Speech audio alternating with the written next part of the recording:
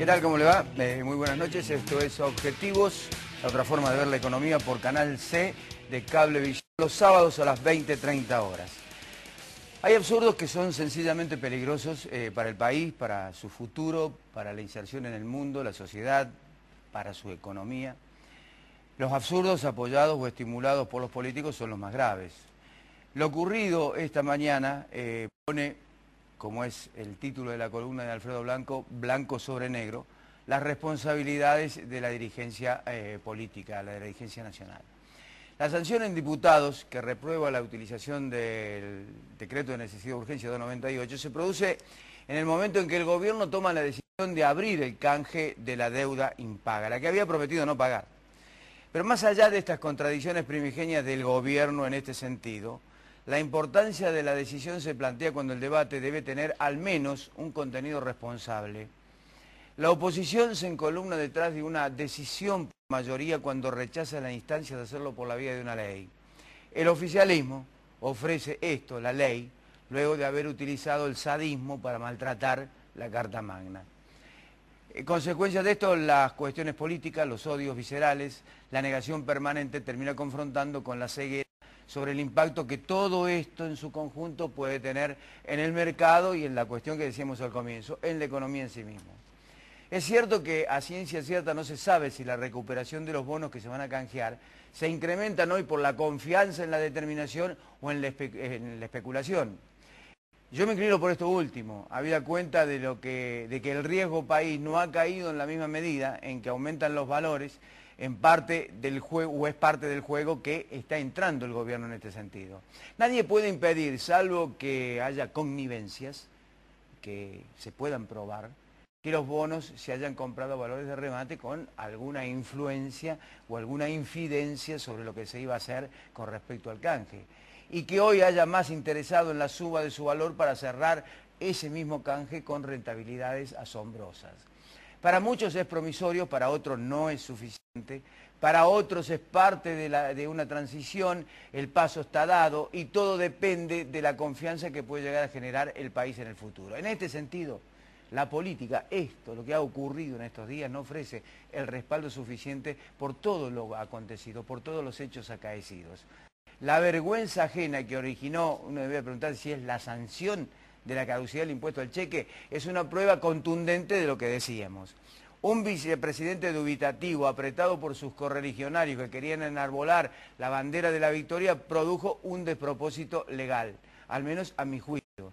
Yo creo que hay victorias que simplifican las derrotas. El apremio en sacar el voto favorable para costearle al gobierno la derrota olvidó algunas precisiones constitucionales.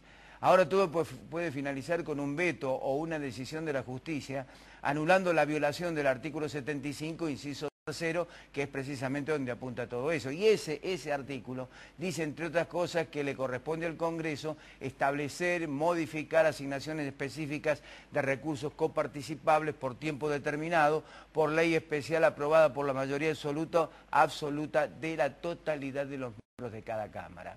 Las interpretaciones de los especialistas viran sobre lo que está a favor o no del gobierno, obviamente, es una verdad perogrullo. Las formas de concebir la Constitución son diarias, cada uno tiene su libreto impregnado de favoritismos políticos y se da siempre un clásico interminable en la República Argentina. Los argumentos sobre modificaciones parciales no admiten, al menos a mi juicio, yo no soy un constitucionalista, pero de acuerdo a lo que dice la letra de la Constitución, otra explicación que esa taxativa del artículo 75, inciso 3. Quedan como argumentos para el gobierno el veto, la recurrencia de la justicia, en caso de ser desfavorable el reemplazo de esos fondos para los que se giran actualmente para obras, o finalmente la derogación o las provincias sofocadas sin dinero y con deuda en las costillas. Me decía Sergiotta hace minutos antes de empezar, hay que ver si en el 2011 sigue o no Cristina Fernández de Kirchner, si no lo deroga antes de tiempo. Viendo el rebote del oficialismo en el Congreso, la mesa de enlace y los industriales, Cristiano Ratazzi particularmente, pidieron el dólar más alto.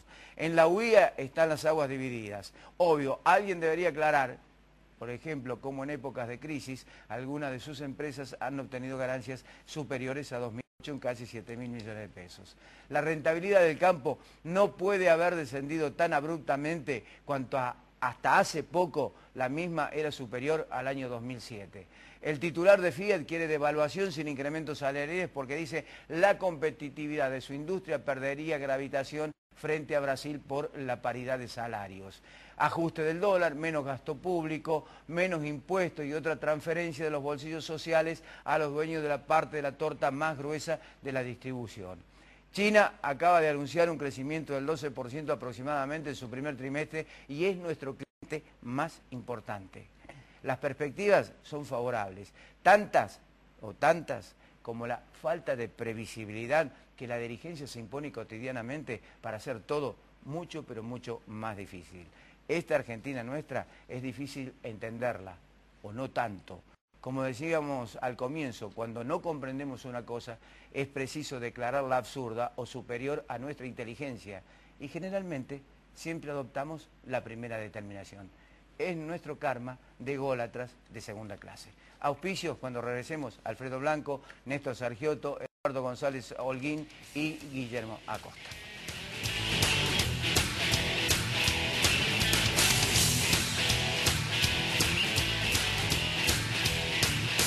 www.fabicur.com.ar